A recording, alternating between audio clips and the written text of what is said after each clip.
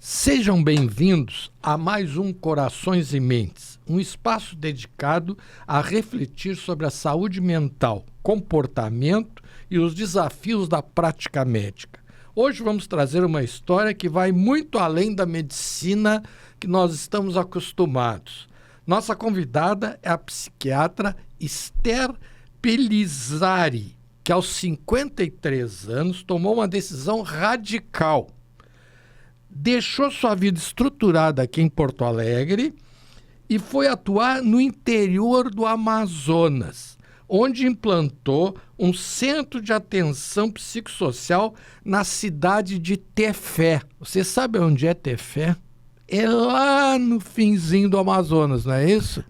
No coração, no meio. No meio. No meio. Isso. Uhum. E além do mais, a Esther nasceu em Manaus. Então ela é uma manauara, que nem a nossa colega aqui também, a doutora Isabel Suano, que está aqui há 30 anos convivendo conosco aqui em Porto Alegre, uma colega muito respeitável que nós admiramos. Ou seja, Manaus está mandando gente da melhor qualidade para vir fazer especialização em psiquiatria aqui, né? Que é as nossas especializações, os cursos de especializações, as residências médicas em psiquiatria aqui de Porto Alegre, modéstia à parte, estão entre as melhores do país, né? Sem dúvida.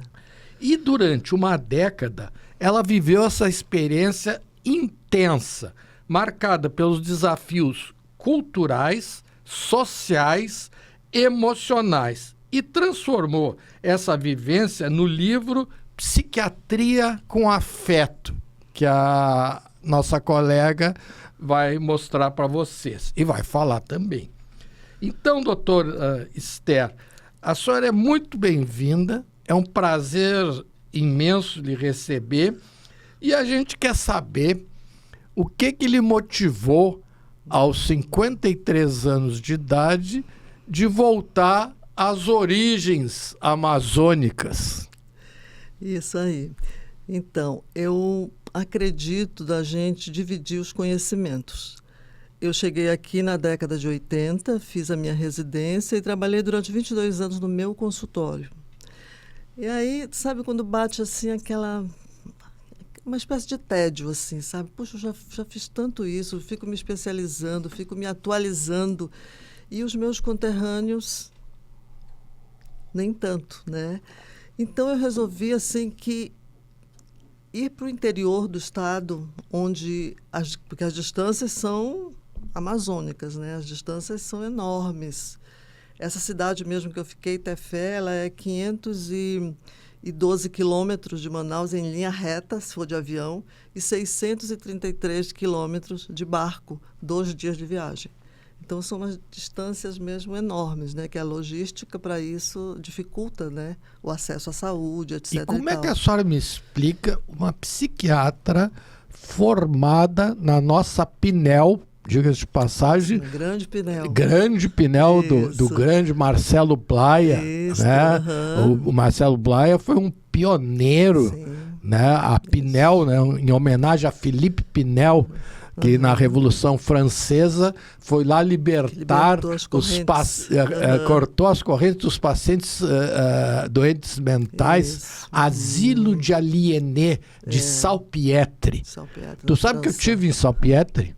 Eu visitei, eu já tive algumas vezes em Paris e tive o prazer e a honra de conhecer Salpietre, né? Que ali foi um divisor de águas, né? E Pinel, a nossa Pinel aqui, né? A Pinel era uma alcunha de doente mental, chama fulana Pinel, lembra? Mas a nossa Pinel aqui, né? O Marcelo Blaia, foi um pioneiro, né, Sim, Esther? É muito respeitada, né? A clínica, a Associação Encarnação Blaia, que era o nome da mãe dele, né?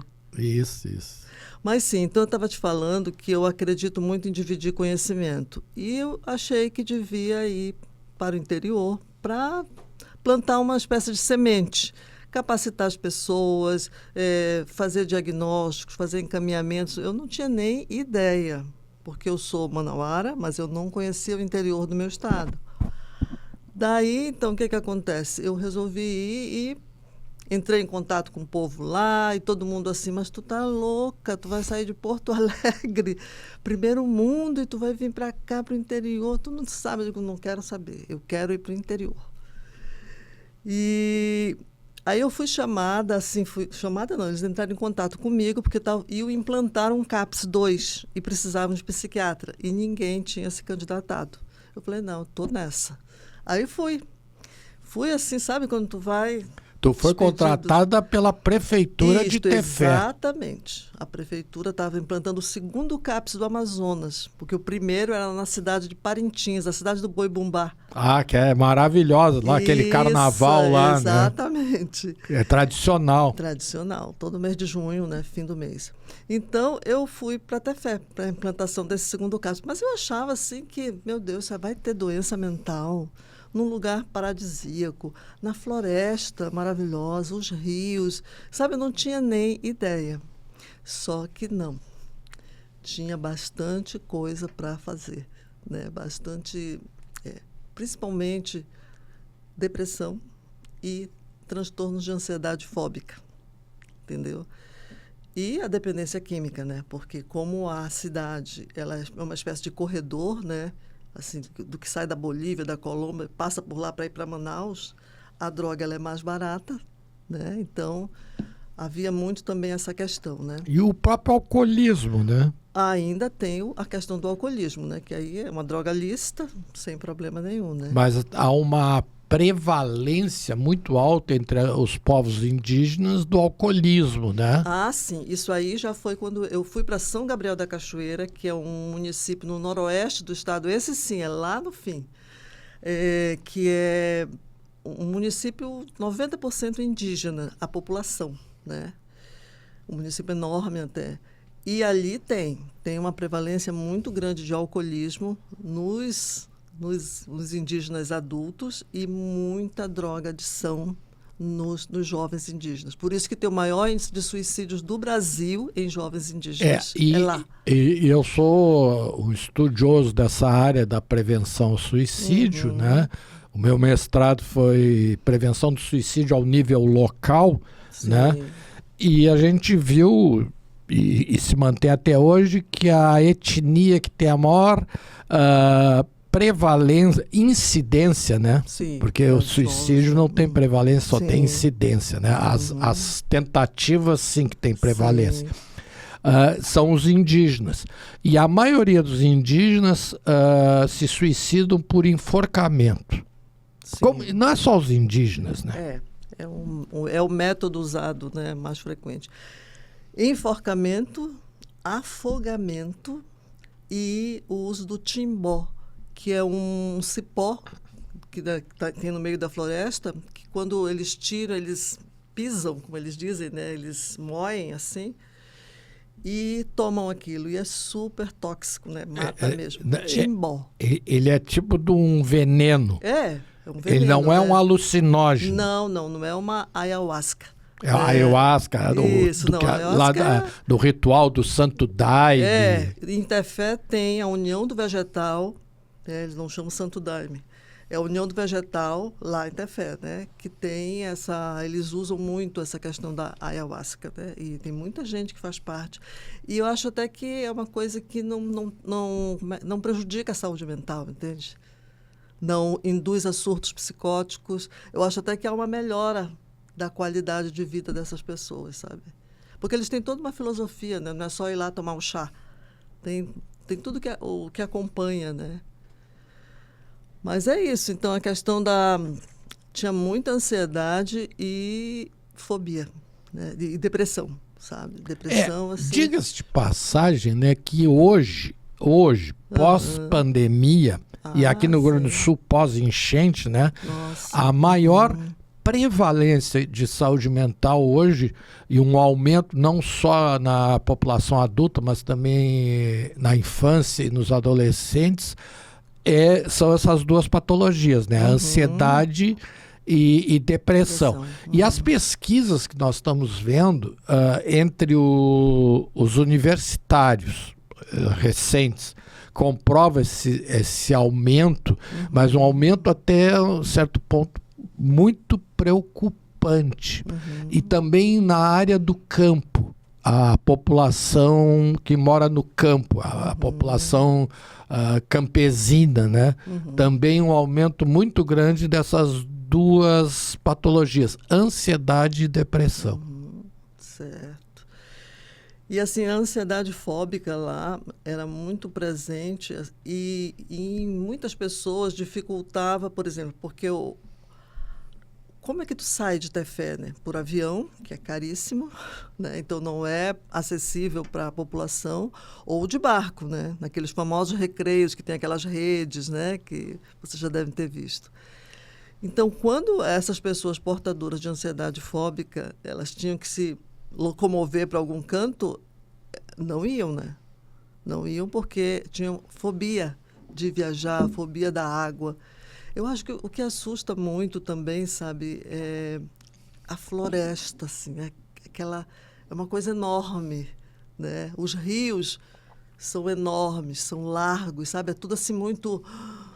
Sabe? Eu acho que e promove esse isolamento que eu acho que contribui, sabe, para isso. Sabe que isso me lembra... Isso em 2006, hein? Nós estamos falando em 2006. Mas isso aí me lembra um pouco aquela questão do início do mundo, quando se discutia se o mundo era redondo ou era plano.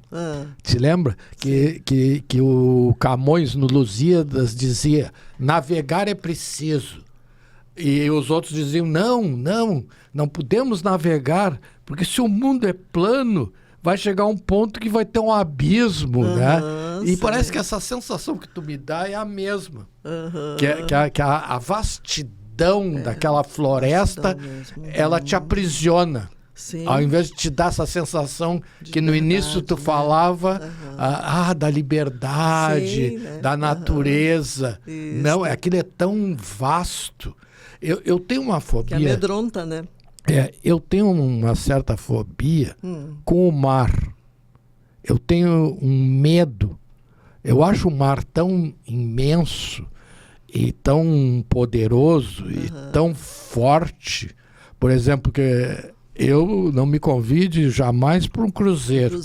Jamais entrarei. Né? O máximo que eu fui foi até Belém. Não tive coragem de ir até Manaus. Né? Mas parece que aprisiona. Mas a pergunta que não quer calar é o seguinte.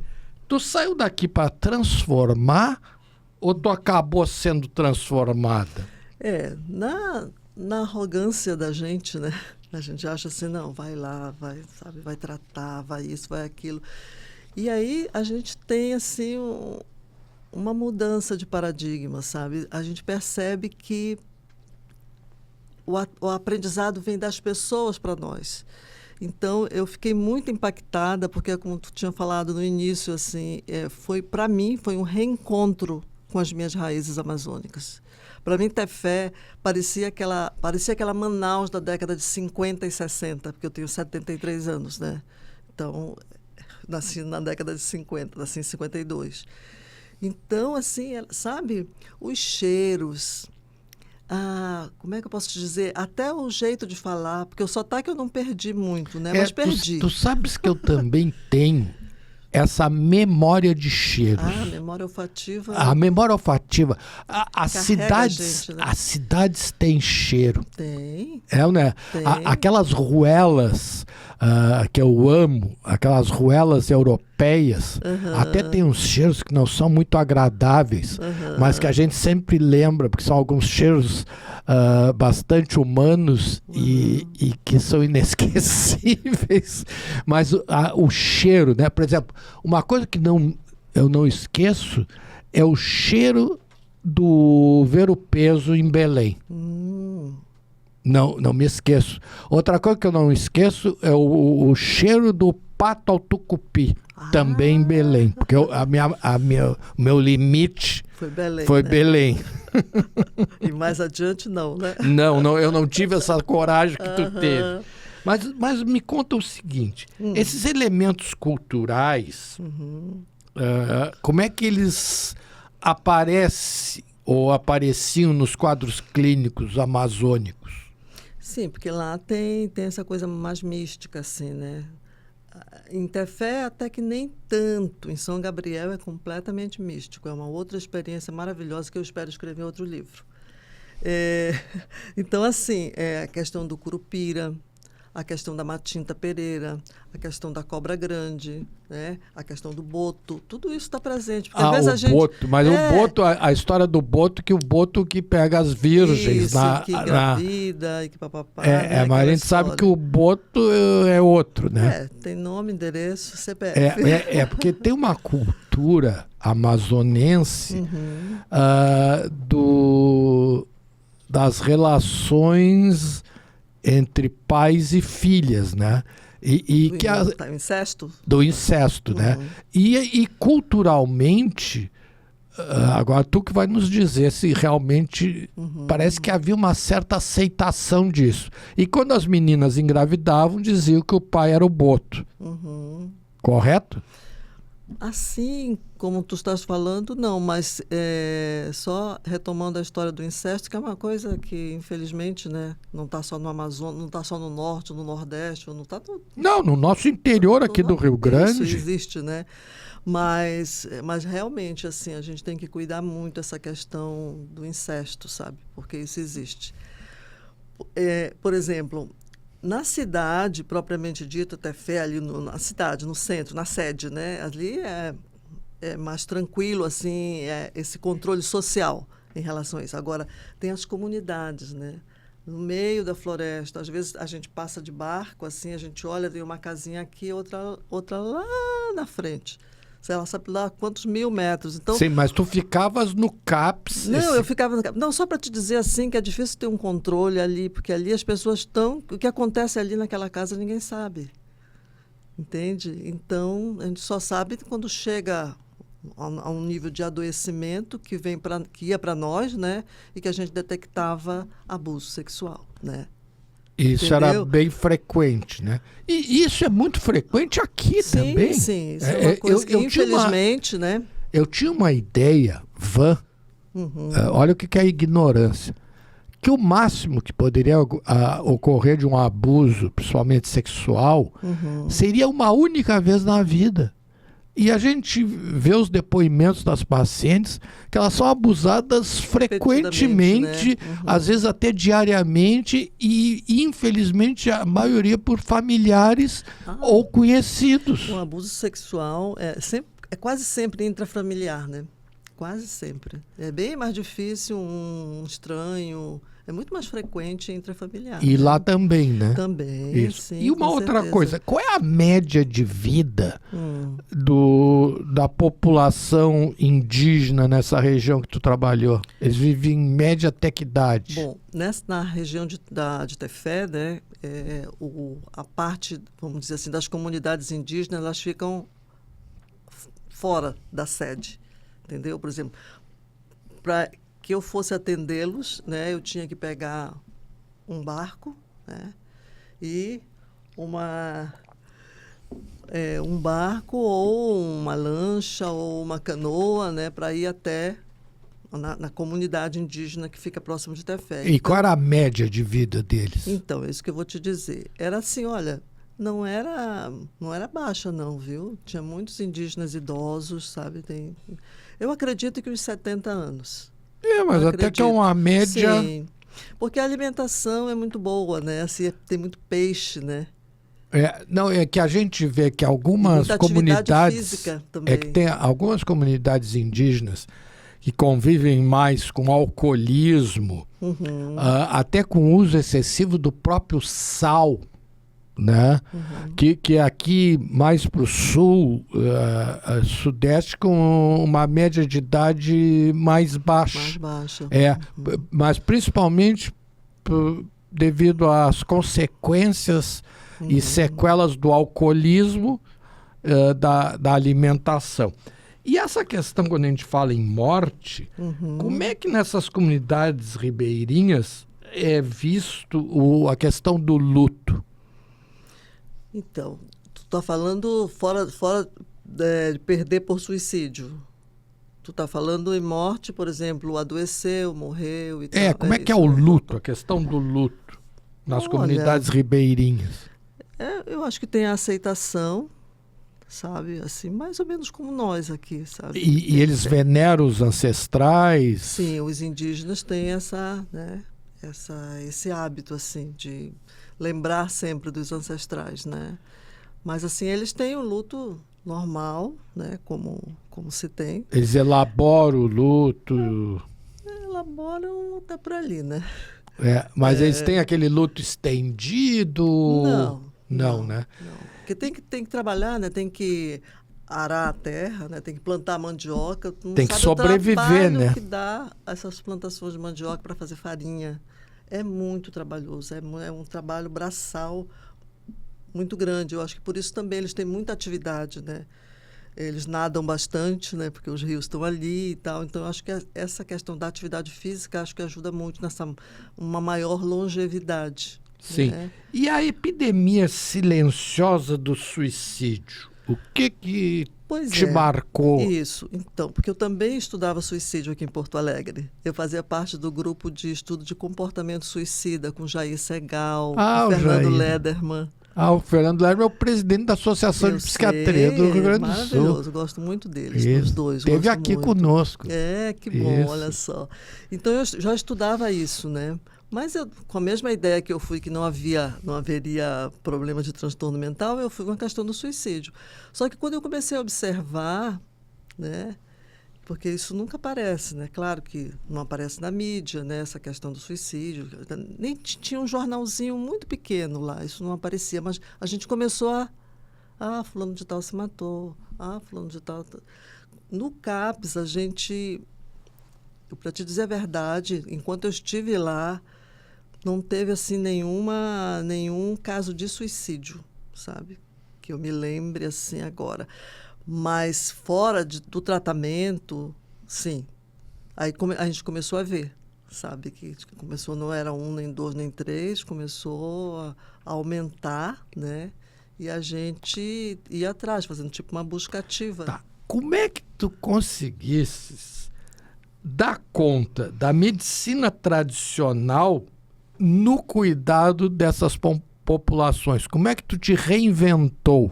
Pois é, eu estava até conversando um pouco com a Cláudia sobre isso. Eu fui toda com uma postura porto-alegrense, né?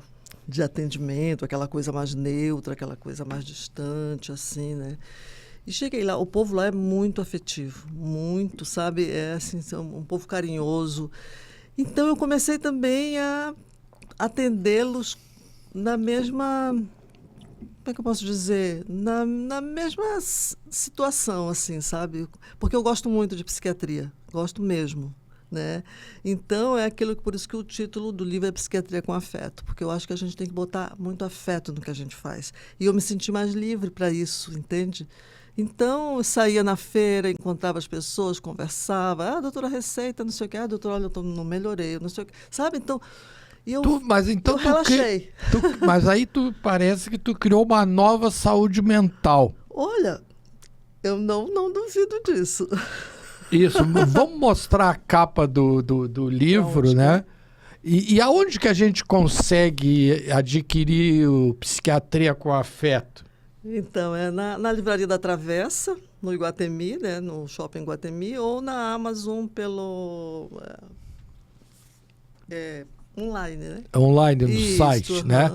Então, bota Psiquiatria do Afeto. Com afeto. Com afeto, e já vai achar, né? Isso. E nos conta, vamos fazer um spoiler aqui, algumas histórias, né? Que tu colocas aí no livro. Tá. Nos conta as histórias da Psiquiatria com Afeto. Bom, eu escolhi uma...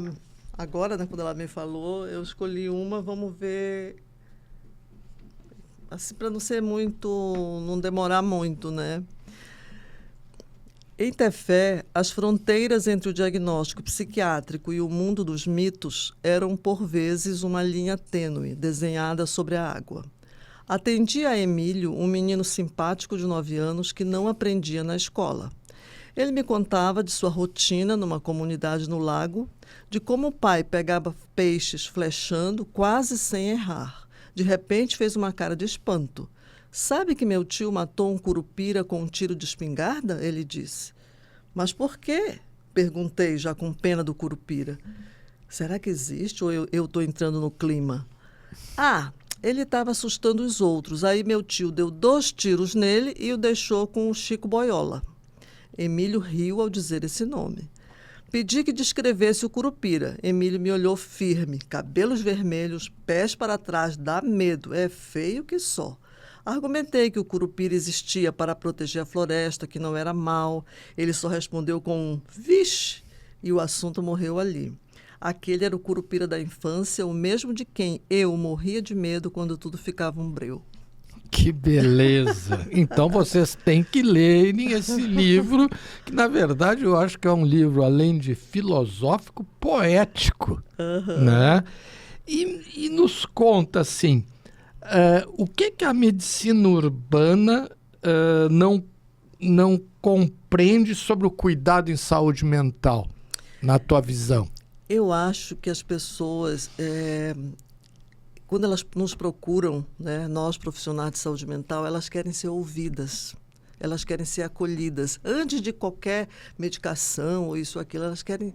É como disse o Saramago, né, na epígrafe do Ensaio sobre a Cegueira. Se podes olhar, vê. Se podes ver, repara. Eu digo assim, se a gente pode olhar, escuta, sabe? E se pode escutar, acolhe a pessoa, sabe? Porque se tu consegue passar isso para as pessoas que estão te procurando, que vêm num estado de desespero, de desamparo, né, de desesperança, eu acho que se tu consegue passar isso, é fundamental, sabe?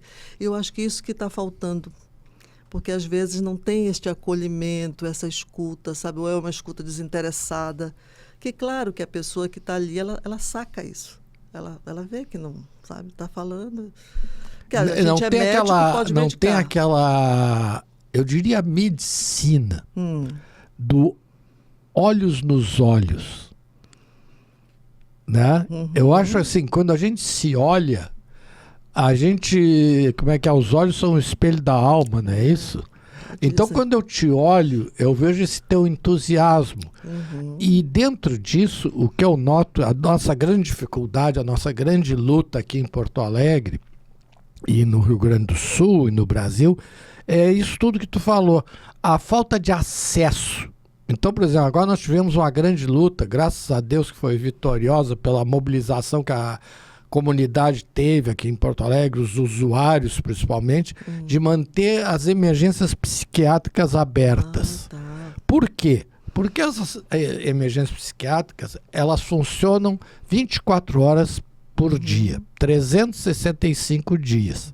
Então as pessoas sabem que em qualquer momento, seja no Natal, seja no Réveillon, em qualquer data, vai ter alguém lá capacitado, treinado para te receber e para aliviar o teu sofrimento, né? O que eu sempre digo, a gente tem que dividir a dor, né? Se eu dividir a minha dor contigo, eu vou ficar com metade dela.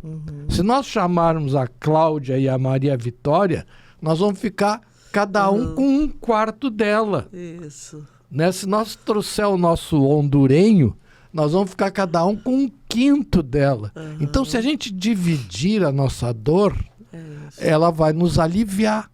Não é verdade? Agora, para isso tem que ter o acesso, né? E qual é a mensagem maior que tu gostaria de deixar para os nossos colegas médicos? E principalmente os profissionais da saúde mental, os psiquiatras, baseado na tua obra A Psiquiatria com Afeto. Qual é a mensagem que tu gostaria de deixar? Olha, como eu estava falando há pouco, a mensagem é assim: coloquem afeto nas coisas que vocês fazem.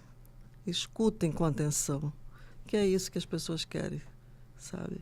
Nós somos médicos, podemos medicar, mas se a gente não constrói um vínculo com o paciente que nos procura, ele pode até levar para casa a receita e não tomar, sabe? Porque não fez aquele vínculo, né? Este vínculo é um vínculo importante.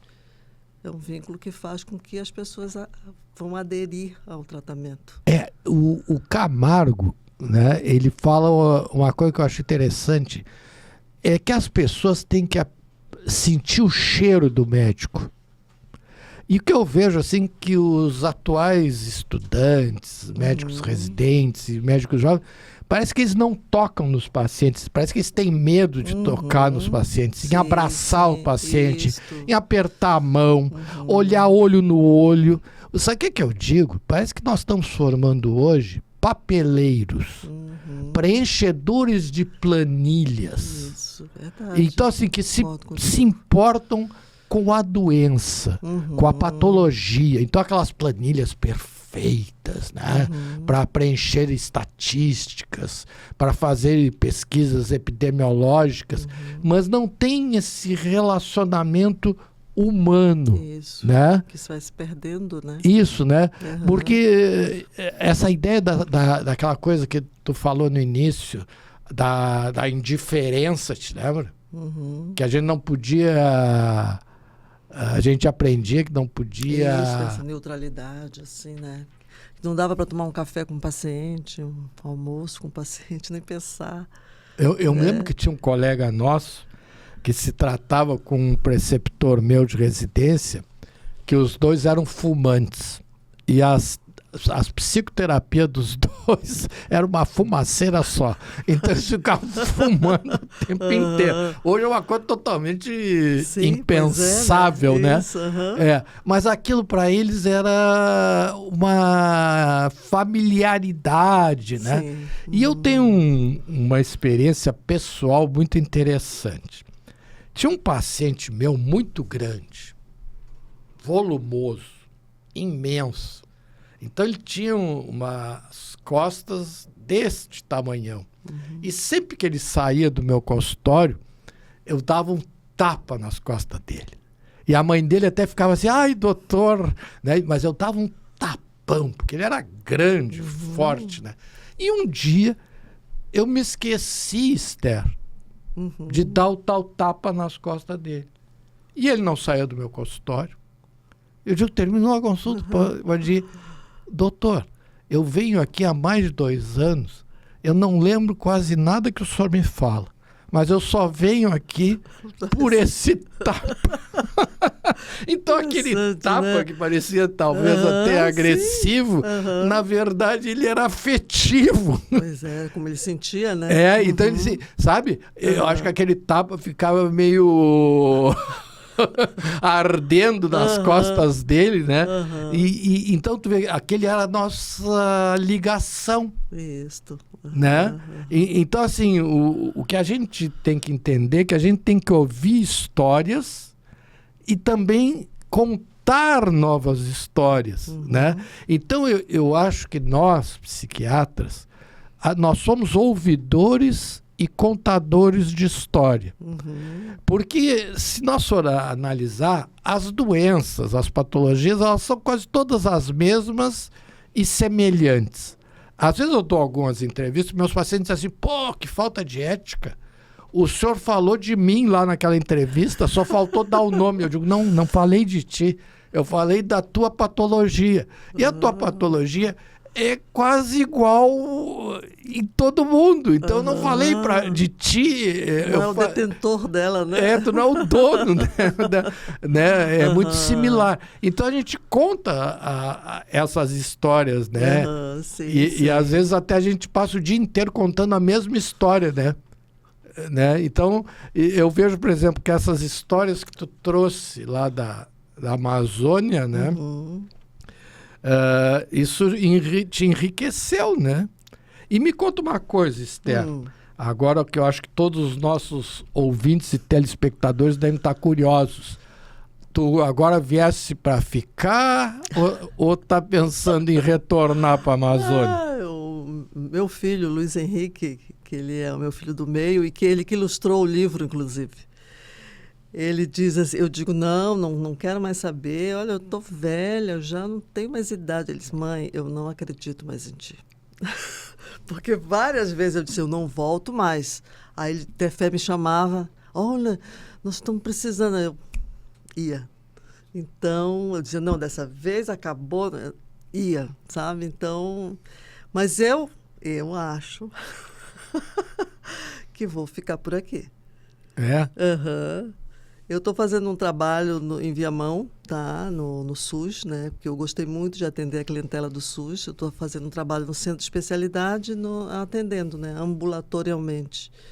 E eu estou me reencontrando, porque eu não consegui me adaptar de volta no consultório, sabe? Essa impressão assim, de estar fechada, de não ter essa ação na comunidade, sabe? Isso aí. E tu faz lá as visitas domiciliares? Não. As visitas domiciliares que a gente fazia lá era mais como para fazer a perícia, uma perícia que o juiz pedia. Não tinha. Eu até quando me falaram visitas domiciliares, pensei, oba, eu gosto. Mas não, é diferente. Eram visitas para fazer uma perícia médica, né? Pedida pelo juiz, né? Pelo Ministério Público, enfim, né? Então é diferente, mas eu estou gostando muito. Ô Esther, Oi. O nosso programa, lamentavelmente, não tem as dimensões amazônicas. Né? As nossas dimensões aqui são bem... O nosso barco já chegou. O nosso barquinho aqui. Uhum. Então, eu gostaria que tu deixasse uma mensagem para os nossos colegas psiquiatras, porque esse programa é do Núcleo de Psiquiatria do Sindicato Médico do Rio Grande do Sul, mas a maioria dos telespectadores não são nem médicos. Então, gostaria que tu deixasse uma mensagem final para os nossos ouvintes e telespectadores.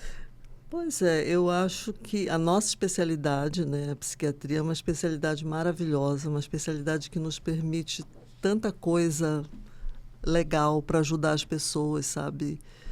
Que continuem se dedicando e se aproximando dos pacientes, né? Que eles não mordem. Pode abraçar os pacientes. Pode abraçar os pacientes. Isso é muito bom. Sintam o cheiro deles. Isso. E eu vou deixem que eles sintam o seu cheiro. Também, exatamente. Né? E vou contar uma história aqui para vocês. O que é a experiência médica? O paciente, ele tem o seu cheiro particular. Cada um tem um único cheiro, que nem tem uma única voz. Mas todos ouvem quando a gente fala com afeto. Então, por isso que eu acho que ler Psiquiatria com Afeto é uma obrigação nossa. Muito obrigado por essa oportunidade que tu nos deu de compartilhar essa tua experiência maravilhosa. Muito obrigado e até a próxima.